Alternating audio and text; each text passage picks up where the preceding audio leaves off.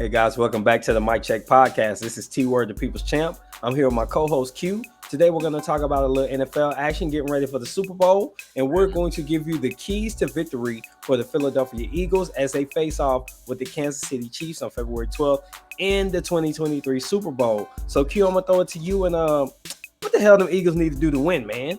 Yeah, man. I mean, similar to what they've done in their last two playoff games. For me, they've gotten off to good, strong starts. They've scored on their first drive in both games. I think that they really need to stay on schedule offensively, limit the mistakes defensively, and really they need to get ahead because when they're ahead on the scoreboard, their defense can hunt the passer very, very well. And I think that allows their offense to play off forced turnovers and kind of just that snowball effect that seems to happen when people play the Eagles. When that avalanche gets started with the Eagles, it's a very difficult thing to play against. They have great pass rushers. They have a good, strong front seven. And then they're able to allow their playmakers on the outside on offense to do what they do best, which is run after the catch. Right. And I think that Jalen is a rhythm player. A lot of quarterbacks are that way. But if he sees that ball, getting caught, getting completed early, I think that raises his confidence level, especially when it comes to completing those deeper throws downfield. Sure. But I think that definitely getting Jalen comfortable in this position is going to be key. And I think Nick Sirianni knows what he's going to do because every offensive coach has a scripted, 15 to 20 plays to start with. And I'm sure that they're already going over those now to make sure that he's comfortable and he gets ready to play in what will be arguably a career-defining game for Jalen Hurts. I do agree. From the Eagles standpoint, and obviously at this point, our viewers have probably seen our Chiefs' keys to victory.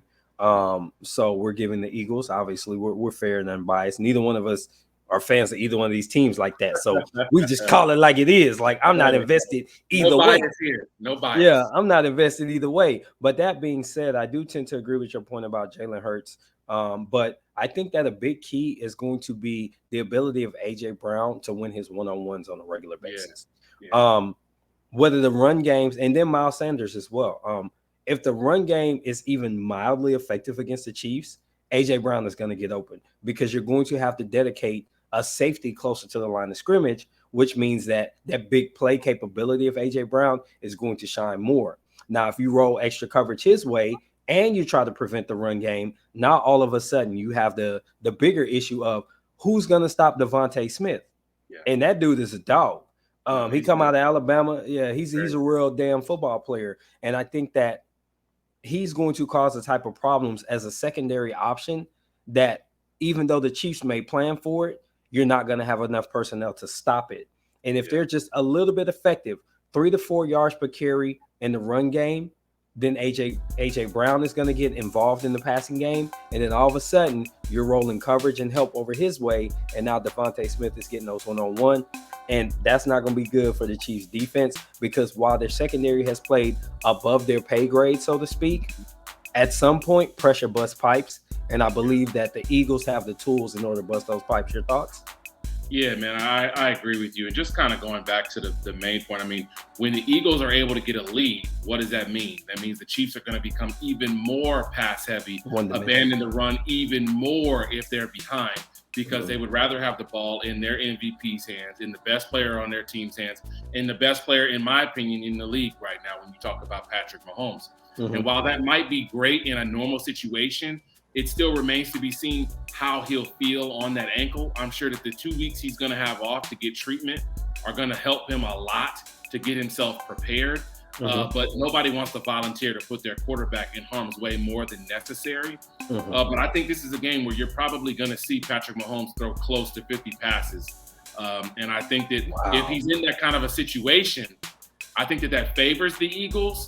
But ultimately, they have to be up by more than 2 scores with about 6 minutes to go, because I don't think that they're going to be able to hold a lead.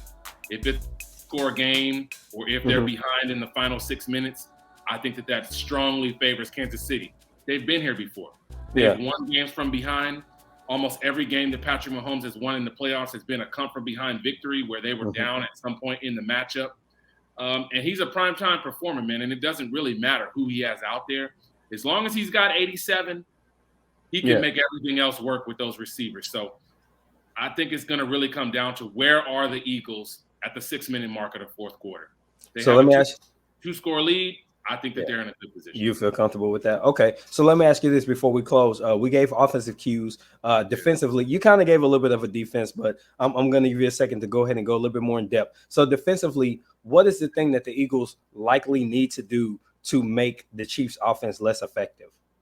I think number one is to shut the run down first, because I think the quicker that they can get the run shut down, the less that they're going to have to worry about it later, because I haven't seen the Chiefs be a team that's ineffective with the run in the first half and then come back to the run in about 2 years. The last time I saw them do that was back the first time they went to the Super Bowl when they played against the Niners. If anybody remembers, in that game against the Texans, when they were down 24-0, they very easily could have left the running game behind, but they had 3 rushing touchdowns in the final 2 quarters of that game.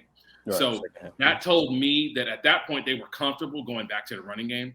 I haven't seen them do that since, and I think that that'll help the defense. When you talk about the Eagles' defense not having to be so focused on stopping the run, if they're able to stop it early, I think that that's going to help them focus on the passing game and really key in on the things that the Chiefs want to do from that perspective.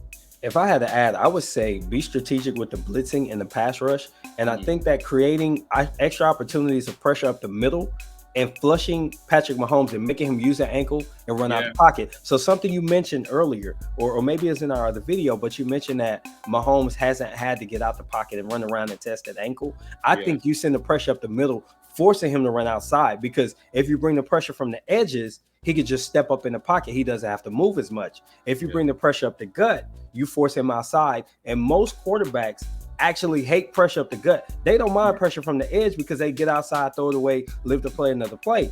But when it comes right in their face, Drew Brees, Tom Brady, Peyton Manning, they all would throw a hissy fit when the pressure came up the gut. And I think that if you do it to Patrick Mahomes and he's not at 100% as far as his footwork, I think that's the key to victory for the Eagles as far as the defense, because anything else you do behind it in the secondary, if you're sending pressure, just drop back 12 yards off the ball. So either you give up a short first down or you actually create a pressure and force him to throw it away. Just don't give up anything over the top. And I think you'll have a really great opportunity for success on the defensive side. So we'll love to get you guys' thoughts. This is our opinions. We're actually football fans, we basketball fans, we boxing fans. So we know what the hell we talking about. So we would love to get you guys to engage us on this conversation and tell us what you think about the NFL Super Bowl and our keys to victory for the Philadelphia Eagles. This has been T. That's Q. This is the Mic Check Podcast, and we're exiting the booth. Until the next time, we out. Peace.